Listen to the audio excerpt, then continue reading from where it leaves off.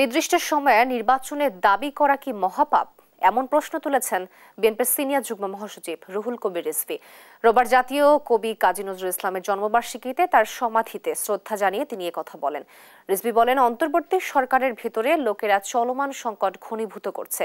নিজেদের অর্পিত দায়িত্ব বাদ দিয়ে উপদেষ্টারা গভীর এজেন্ডা বাস্তবায়নের চেষ্টা করলে জনগণ তা মেনে নেবে না বলেও মন্তব্য করেন তিনি।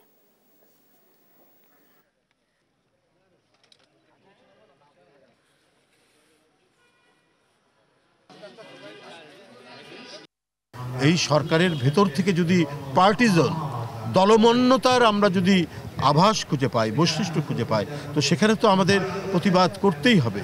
এখন তো মুক্ত পরিবেশ থাকবে, এখন তো শান্তিময় পরিবেশ থাকবে। এখন কেন সরকারের যারা পরিচালনার সাথে আছেন তারা কেন এই ধরনের একদম পার্টিজন ভূমিকা, বিতর্কিত ভূমিকা পালন করবে?